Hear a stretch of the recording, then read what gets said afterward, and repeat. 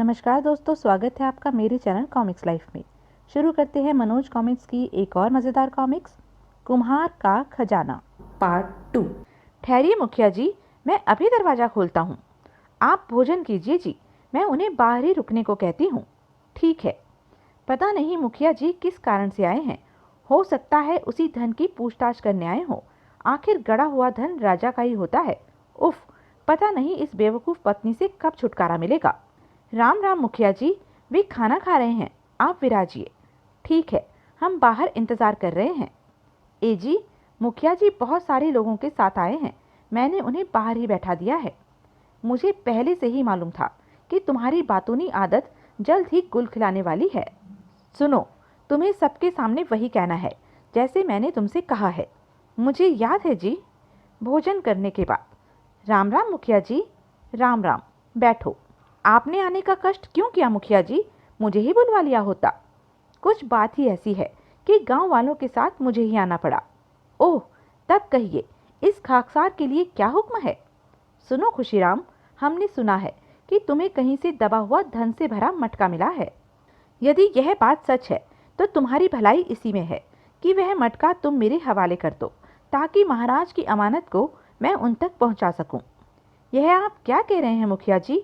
मुझे धन से भरा ऐसा कोई मटका नहीं मिला। ज़रूर आपको कोई गलतफहमी हुई है। मुझे गलतफहमी हो सकती है, लेकिन पूरे गांव वालों को नहीं। विश्वास ना हो तो इन लोगों से पूछ लो। हाँ हाँ, यह सच है, लेकिन यह झूठ है। मुझे ऐसा कोई मटका नहीं मिला। देखो खुशीराम, महाराज की अमानत में खयानत करने की कोशिश मत करो।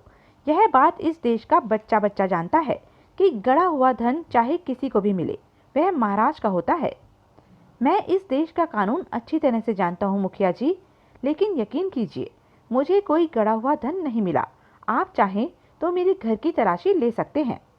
परंतु यह बात तुम्हारी पत्नी ने स्वयं अपने मुख से कुछ औरतों से कही है। क्या तुम अपनी पत्नी को भी झूठा कहोगे? अजी मुखिया जी, यह तो सारा गांव जानता है कि उस पगली को हंसी करने की आदत है। जरूर उसने यह बात हंसी में कही होगी। ऐसी बात है तो बुलाओ अपनी पत्नी को। ठीक है। अरे फूलो, इधर आ मूर्खा, और इन्हें बता कि सच्चाई क्या है। शीघ्र ही। क्या बात है जी? यह तूने अपनी सहेलियों से क्या अनाप शनाप बक दिया कि मुझे धन से भरा कोई मटका मिला है? ए जी, आज जब मैं कुएं पर पानी भरने गई तो मेरी सहेलियां बार बार जोर देकर मुझसे यह पूछने लगी कि कल मैं पानी भरने क्यों नहीं आई और आज इतनी खुश क्यों हूँ। बस मुझे हंसी सूझी और मैंने उन्हें झूठ मूठ कह दिया कि आपको दबा हुआ धन से भरा मटका मिला है। बस। अरे मूर्खा, मैंने तुझे कितनी बार समझाया है कि इस तरह की बेहुदा हंसी दिल लगी किसी से मत किया कर, लेकिन तू मानती ही नहीं। देख, आज तेरी छोटी सी हंसी ने कितना बड़ा बवाल खड़ा कर दिया है। अब यह मुझे क्या मालूम था जी कि मेरी सहेलियां पेट की इतनी कच्ची निकलेंगी।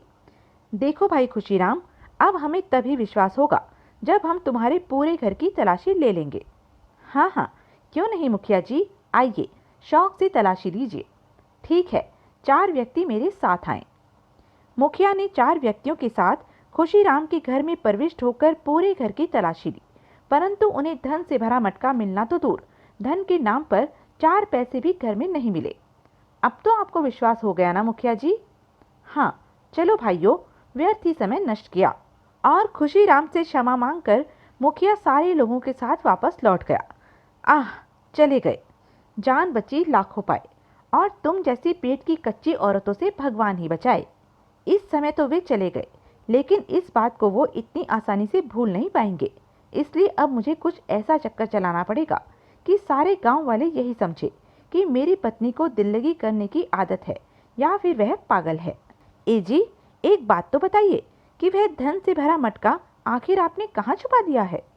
अरे भगवान, किसी को बताइयो मत। जब तुम कुएं में पानी भरने गई थी तब मैं उस मटके को पास की नदी में छुपाया था। अब खतरा टल गया है, इसलिए सांझ को ही ले आऊंगा, फिर हमारे मजे ही मजे होंगे। सारी बात सुनकर फूलवती बहुत खुश हुई। उसी दिन सांझ को। अच्छा भगवान, मैं वह मटका लेने नदी पर जा रहा हूँ, तुम दरवाजा बंद कर लो। कोई पूछे तो कह देना मैं सो रहा हूँ। ठीक है जी। खुशीराम घर से निकला और सीधा बाजार पहुँच गया। वहाँ से उसने अपनी ग्राहक दुकानदार से एक मटका लिया और नदी के किनारे जा पहुंचा।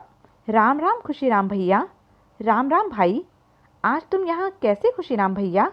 भाई, मैं भी मछलियाँ पकड़ने आया था, लेकिन अफसोस कांटा तो मैं घर ही भूल आया हूँ। समझ में नहीं आता कि अब मैं क्या करूँ। क्या इतनी दूर घर वापस जाऊँ और कांटा लेकर फिर आऊँ?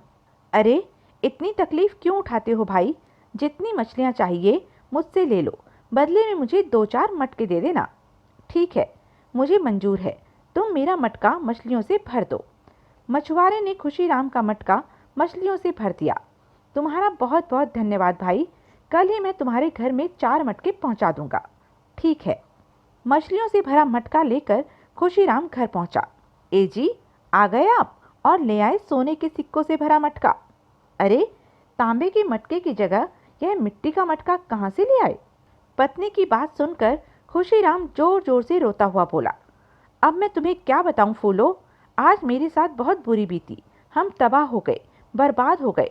भगवान ने जो धन हमें दिया था वह सब उसने छीन लिया। ए जी, आखिर क्या हुआ? आप कुछ बताएंगे भी या रोते ही रहेंगे? तो सुन, जब मैं नदी से सोने के सिक्कों से भरा तांबे का मटका निकालकर घर वापस लौट रहा था, तो मटके में से अचानक सिक्के निकल निकल कर हवा में उड़ने व नाचने कूदने लगे। हा हा हा, हु ही। जब मैंने आश्चर्यचकित होकर इसका कारण पूछा, क्यों भाई मेरे प्यारे सिक्को, यह तुम अचानक हुड़दंग क्यों करने लगे? आओ मेरे पास, इस मटके में आ जाओ। मैं तुम्हारी खूब सेवा करूंगा, तुम्हें बहुत हिफाजत से रखूंगा। तो जानती हो फूलो, उन सिक्कों ने उत्तर में क्या कहा? उन्होंने कहा, अरे मूर्ख खुशीराम, तूने दिन भर हमें नदी में गंदी मछलियों के बीच रखा, इसलिए हम तेरे पास अब कभी नहीं आएंगे। हम अपनी माँ लक्ष्मी के पास वापस जा रहे हैं, और चूंकि तूने हमें बदबूदार मछलियों के बीच रखकर हमारी आत्मा को बहुत कष्ट दिया है, इसलिए जा, तेरा मटका मिट्टी का हो जाए और हमारी जगह उसमें सड़ी हुई मछलियां भर जाएं। हैं? और मेरी फूलो, इसके साथ ही सारे सिक्के लोप हो गए और मेरा मटका मिट्टी का हो गया तथा सिक्कों की जगह मेरे मटके के ऊपर सड़ी हुई मछलियों की बारिश होने लगी। इस तरह हमारा पूरा खजाना इन सड़ी हुई मछलियों में बदल गया। हाय, यह तो बहुत बुरा हुआ जी। मैंने न जाने क्या क्या सपने संजोए हुए थे, सब रेत के महल की तरह ढह गए। होने को कौन डाल सकता है भगवान, इसलिए तो मैं कहता था कि कभी किसी को अपना राज मत बताओ। यह सब तुम्हारे कहने का ही फल है। जो लोगों की नज़र हमारे खजाने पर लग गई और हम पहले जैसे ही गरीब हो गए।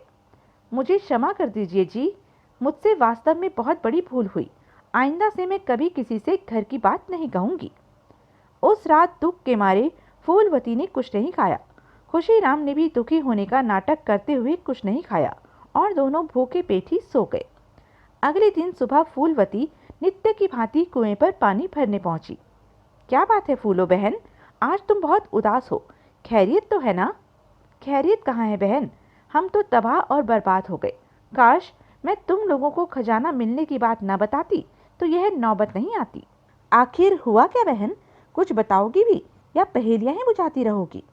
तो सुनो, मैंने तुम्हें कल सोने के सिक्कों से भरे जिस घड़े के मिलने के बारे में बताया था, वे सिक्के कल सांझ सड़ी हुई मछलियों में बदल गए। क्या कहा? सिक्के सड़ी हुई मछलियों में बदल गए? हाँ, सुनो, मैं तुम्हें विस्तार पूर्वक सारी बात बताती हूँ। अरे फूलो बहन, कहीं तुम हमारे साथ दिल लगी तो नहीं कर रही? भला ऐसा भी कभी हो सकता है जैसा तुमने हमें बताया? हाँ बहन, मुझे भी इसकी बात पर जरा भी विश्वास नहीं हो रहा। मुझे तो लगता है यह हमें मूर्ख बना रही है। मेरी बात का विश्वास करो बहनों, सचमुच हमारे साथ ऐसा ही हुआ है। फिर तो हमें तुमसे सहानुभूति है। वास्तव में तुम्हारे साथ बुरा हुआ। सबने फूलवती के साथ सहानुभूति जताई और पानी भरकर अपने घरों को लौट पड़ी। लेकिन मार्ग में फिर एक बार फूलवती की कही बात उन औरतों के द्वारा एक कान से दूसरे कान तक पहुंचने लगी। सुना तुमने, फूलवती के पति को मिला धन कल सांझ सड़ी हुई मछलियों में बदल गया। अच्छा, ऐसा? बेचारी फूलवती की खुशियों पर तो एक ही दिन में पानी फिर गया। बेचारी फूलो। लेकिन जब यह बात पुरुषों तक पहुंची, बिल्कुल बकवास, ऐसा कभी हो ही नहीं सकता। भला कभी सोने के सिक्के भी उड़ सकते हैं, बात कर सकते हैं? मैं तो कतई विश्वास नहीं कर सकता। मुझे तो यह सारी बात ही गप लगती है। सिक्के सड़ी हुई मछलियां बन गए। अरे भाई, मुझे तो खुशीराम की बीवी या तो पूरी गप्पी मालूम पड़ती है या फिर झूठी और पागल। तुम ठीक कहते हो रामलाल। देखा नहीं, कल उसने गांव की औरतों से कितनी बेपर्की उड़ाई थी। आज फिर उसी खजाने को लेकर एक और गप उड़ा दी। मुझे तो खुशीराम की बीवी की बात पर रत्ती भर भी विश्वास नहीं होता। सुना तुमने, खुशीराम को जो सोने के सिक्के मिले थे वे सब सड़ी हुई मछलियों में बदल गए। अरे, मुझे तो तुम ही मूर्ख मालूम पड़ते हो। अरे, खुशीराम को सोने के सिक्के मिले होते तभी वे सिक्के सड़ी हुई मछलियों में बदलते ना। अरे, उसे कुछ नहीं मिला मिला था। यह तो उसकी बीवी की उड़ाई हुई एक गप थी। हाँ हाँ हाँ, अच्छी दिल लगी कर लेती है खुशीराम की बीवी। कल खजाने के मिलने की बात उड़ाई और आज उसकी मछलियों में बदल जाने की बात। हाँ हाँ हाँ, लेकिन वह शायद यह भूल गई कि हम बार बार मूर्ख नहीं बनने वाले। इस तरह मुखिया सहित गांव के तमाम लोगों ने खुशीराम को खजाना मिलने की बात को उसकी बीवी की एक गप ही समझा। हा हा हा, खुशीराम ठीक ही कहता था। उसकी पत्नी को झूठ बोलकर दिल्लगी करने की आदत है। हमने कल व्यर्थ ही उसकी बात पर विश्वास कर खुशीराम के घर की तलाशी ली और अपना समय बर्बाद किया। और दिन बीतने के साथ साथ वे खजाने वाली बात को भूलते चले गए। और जब खुशीराम ने यह देखा कि लोग बाग खजाने वाली बात को बिल्कुल ही भूल चुके हैं, तो एक रात उसने अपनी पत्नी के साथ वह गांव छोड़ दिया और दूर एक गांव में जाकर अपने खजाने से एक अच्छा सा घर बनाकर आनंद पूर्वक अपने दिन काटने लगा। इस बार उसने अपनी पत्नी को अपने खजाने की भनक तक नहीं लगने दी थी। तो यह थी मनोज कॉमिक्स की एक मज़ेदार कॉमिक्स।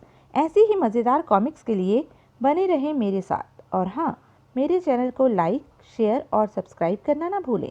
धन्यवाद।